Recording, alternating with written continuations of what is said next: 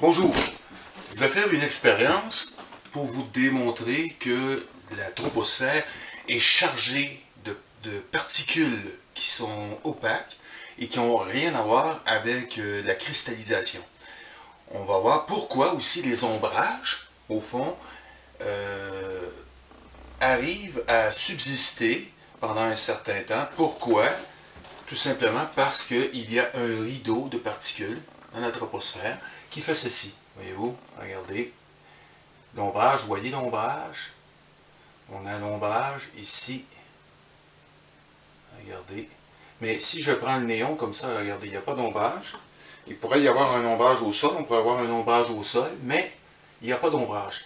Il y a quelque chose qui fait obstacle pour qu'il y ait un ombrage dans le ciel. On peut voir l'avion, mais il n'y a pas de nuage, mais on voit son ombrage.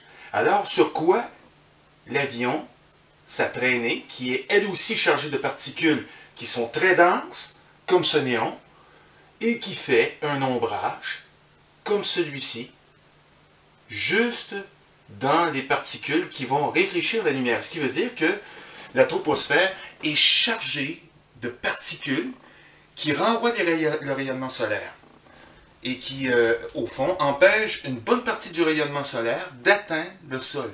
Alors, on a affaire ici à une preuve scientifique que la géo-ingénierie applique, au fond, des méthodes pour obscurcir la lithosphère, pour que, justement, les rayons n'atteignent pas la lithosphère. Et tout ça dans la troposphère. On ne parle pas de stratosphère, là. Regardez. C'est pas plus compliqué que ça.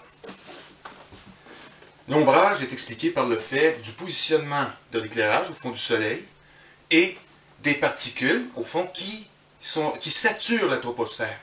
Il y a une partie de ces particules qui saturent la troposphère. Et ces particules finissent par descendre et sont évidemment récoltées par nos voies respiratoires et vont dans le sang directement.